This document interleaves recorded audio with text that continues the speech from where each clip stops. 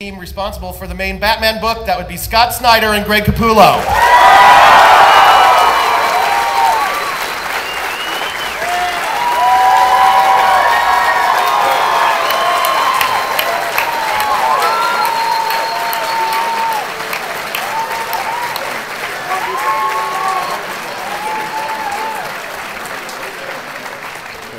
That's New York City right there, right? Come on.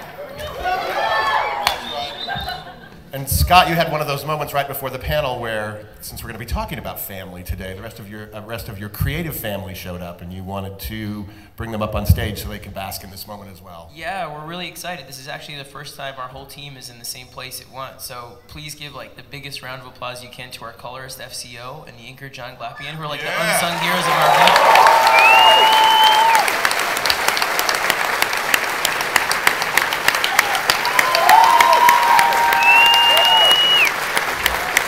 Here's your photo op. Here's the photo op. Here's Team Batman for you. Yeah. Come on, take a picture. That's it. Working with Scott on talent, it's James Tynion.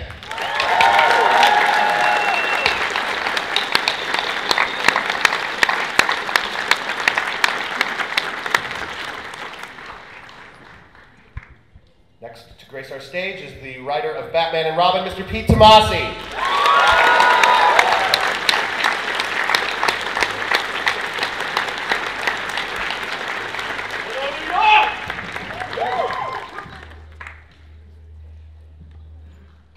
And last, currently, I will bring up on stage the creative team behind Batman the Dark Knight. That would be writer Gregg Hurwitz and Mr. David Finch. Yeah, Finchy!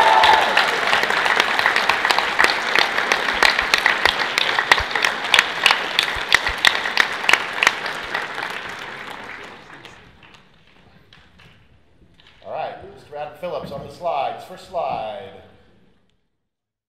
Around him, and he thinks to himself, I'm your family. I'm your court jester. I could have picked any kingdom in all of the DCU to go be a villain in. I could have been the court jester in Metropolis to that loser Superman. I could have been the court jester. I'm talking as the Joker. That's not, I don't think Superman is a loser. I'm writing Superman. But he's going to write it just a little bit worse so that we could stay ahead. Yeah, Bruce shows up and always shows him up every issue at the end. You know, he really believes that he's come to Gotham because Batman is his Bat King, and he serves the king as the court jester. And as the court jester, one of your jobs is to deliver the worst news of the kingdom to your king and make him laugh about it. So over the years, the Joker has tried to deliver these nightmares of Batman's heart to him in these horrifying challenges, and he believes if Batman survives them, then he comes out stronger. He's a better king. And that pertains to all of the villains. So you're going to see a lot of the villains in the backups of this. You saw Harley in 13. You're going to see a lot of your favorite rogues coming up in the backups by Jock. And the Joker essentially believes that none of us have been doing our job, villains. You know, we need to make Batman stronger. And that means be scarier. Challenge him harder, because you've allowed him to get soft and weak and fat and accumulate this family, and it's our job to sort of burn the whole kingdom down if we need to regrow it. So a year ago, he allowed his face to be cut off, and he had a very deliberate reason for that. And he also has a secret on Batman that will come out later on. And he's holding these things very close, his reasons, and he's sort of going to torment the Bat family and essentially try and bring them to their knees and say to them, you don't deserve him. You guys just make him believe he's tender flesh and that stuff, but he isn't. He's the Bat King, and you don't serve him, we do. And I'm going to show you all why he loves us better than you, and he always has, and he wishes you all were dead, and then we'll make you dead. So each book has these incredible stories in it. I'm so proud and honored to be writing beside these guys, like what Pete has coming up in Batman and Robin, what Kyle has coming up in Nightwing. Gail's Batgirl is just killer scary. I mean, all across the line, Red Hood, everything. It really is just an incredible pleasure to be writing with him, and I believe this really is going to be something special across the entire board for you guys.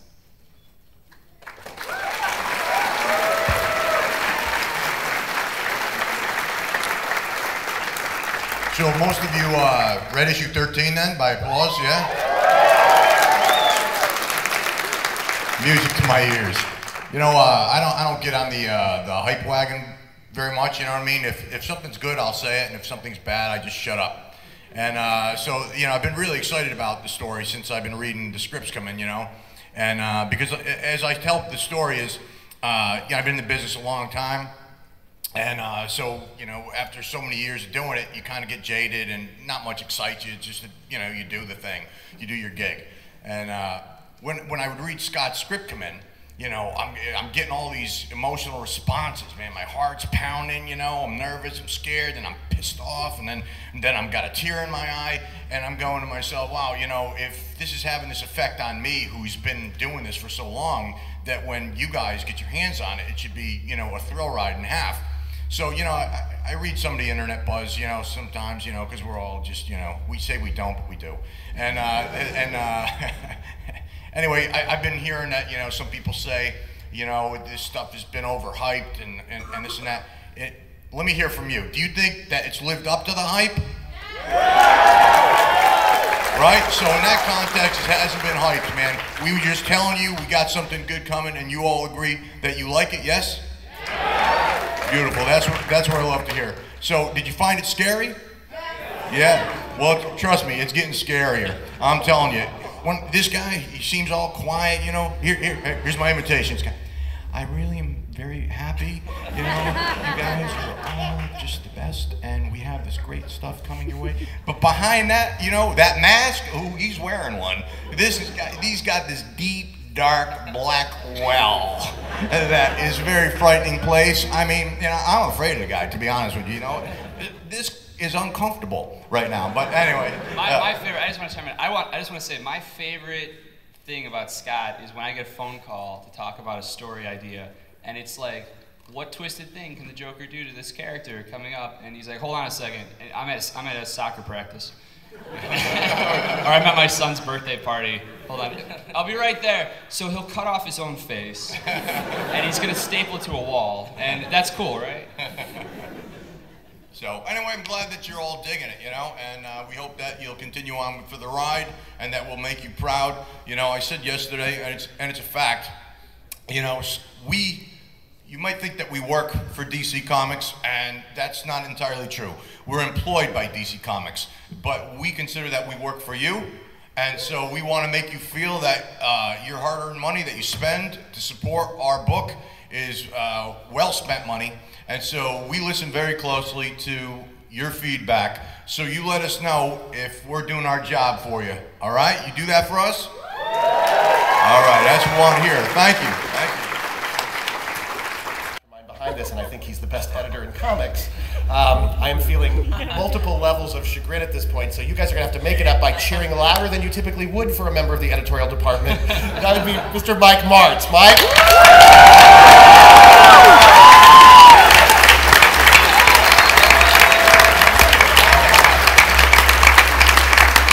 At least it wasn't Dan DiDio.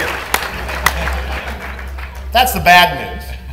The good news was, you saw me probably scurrying around back here. When I went backstage to go deal with that with Mike, I found two more people out there who I'm going to bring up here. So please give another big round of applause to the creative team behind Batman Incorporated, Mr. Grant Morrison and Mr. Fraser Irwin.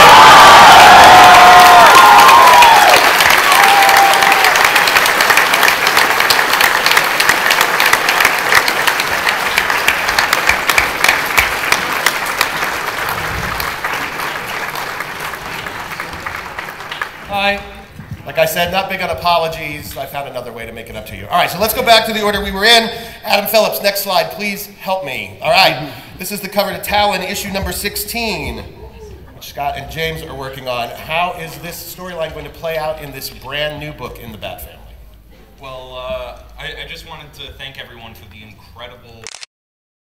Now I have two microphones.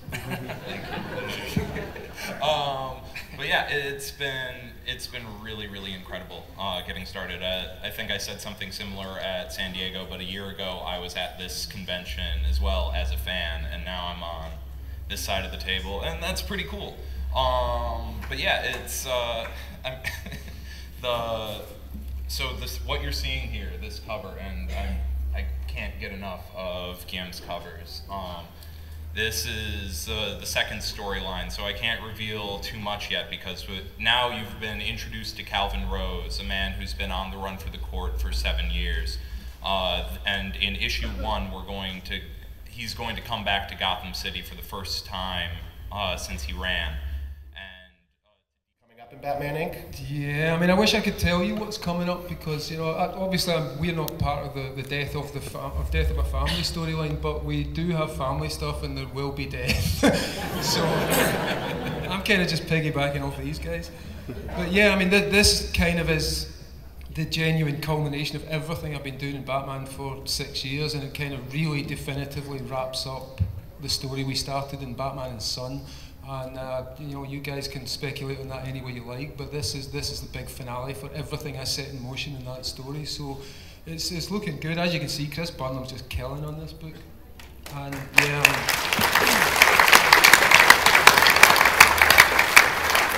I think that's the cover from, what is issue 4 or 5? Which one is that? But yeah, this is the new generation of Gotham's youth.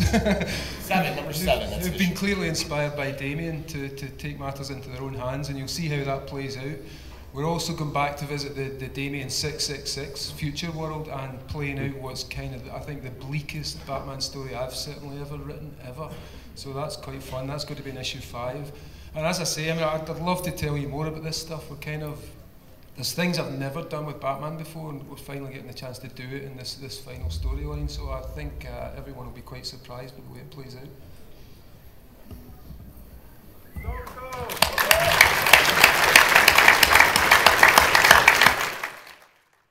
My question is to Mr. Snyder and Mr. Capullo. I just finished 13. I loved it, by the way. And my question is, whenever you have Joker, you obviously have Harley Quinn, and she was in the backup. But I'm wondering, how much more Harley Quinn are we going to see? Since, you know, she's Joker's, you know, sidekick. You know, how much is she going to be involved? Well, she has a really big story in Suicide Squad with Joker, actually, that Adam Glass did, and we work closely together, and it's really terrifying and great. So you'll see sort of her relationship with the Joker play out over there. Thank you. Sure. I think it's one of the best times to really be a Batman fan. And my question is actually for Mr. Snyder. When are we going to see more of the Red Hood gang from issue 0? Oh, yeah.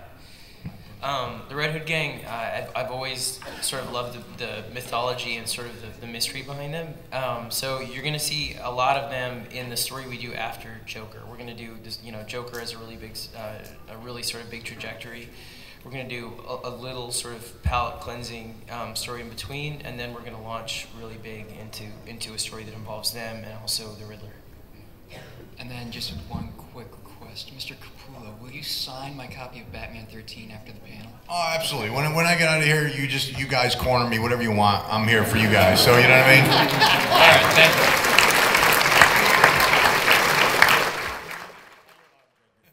you. Yes, sir. Hi guys, I just wanted to say that we're very fortunate right now as comic readers to be having 2 of the titles which people are already calling amongst the all-time great Batman titles, and they're both running at the same time now. That's Grant Morrison's Batman and Scott Snyder's Batman.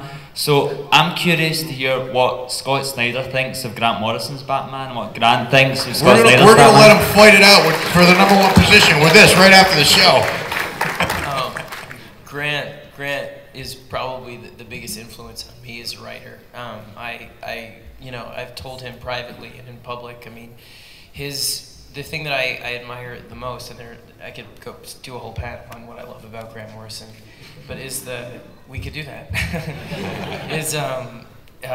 His fearlessness, issue to issue, and the way that he's able to take these ideas that are so visionary and work them through these storylines that go issue after issue, and to tease things out in ways that are challenging to readers and layered and rich, and that are always bold, you know, always bold. And seeing that play out, and I've been reading obviously his run on Batman from Go, but in all of his work, is something that, even though our writing is different, you know, challenges me and inspires me to try and be as fearless as I can in the stories that I want to tell.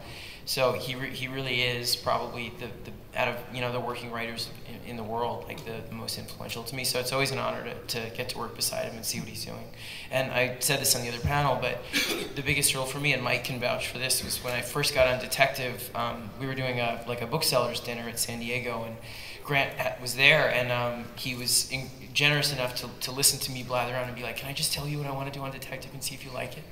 And he was incredibly supportive, and then he was supportive about the Court of Owls story too, and it really gives me confidence to try and do the stories that I care about, and hopefully be as bold as he is with his work. Yeah, well, Scott Snyder, who? Obviously, this is a mutual appreciation society between us, and this whole table, everyone's great, but for me, particularly the stuff that Scott's been doing, it's been such a...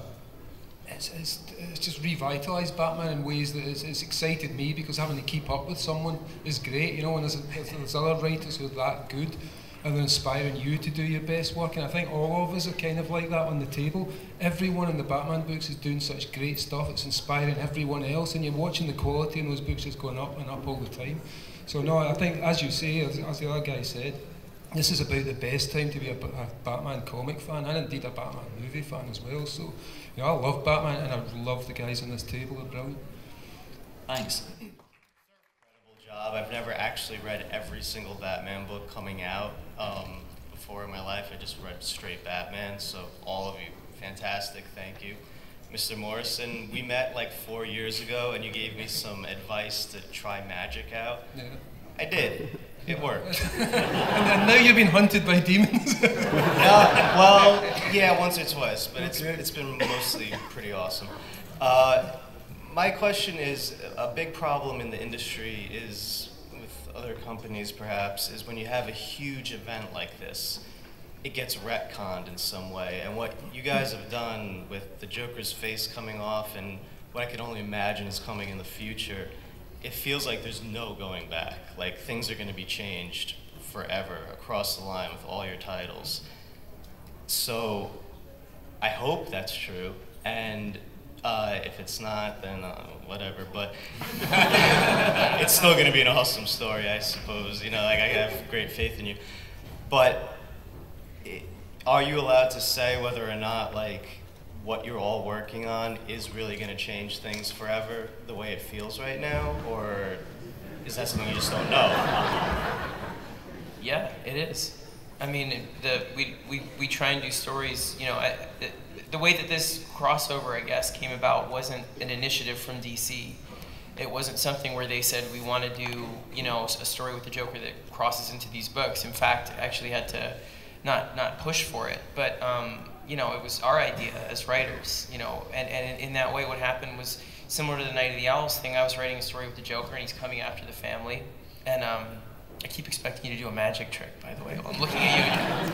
But he's like, the idea is that, when you're doing that, you could either put those characters in Batman and then ask if there's a way for them to work around it, or I can understand the fact that these guys know their characters better than me and write them better than me, and instead be challenged and inspired by them when they write stories where the only marching order is essentially have Joker terrify your character that the thing they're most afraid about themselves is true, might be true. Do you know what I mean? And that's it. Meaning you can kill anybody in the supporting cast, you can do anything you want, and I'll play around it in Batman, and we'll each have a self-standing story. So for me, the exciting thing about that is I don't say to them, you have to do this or that or whatever with the Joker. I get to sit back and read the stories as they come in, and it makes me want to write better on my book. So there are repercussions in each book, not in a way where, it's some event where it's like, oh, there's one big death and that's it.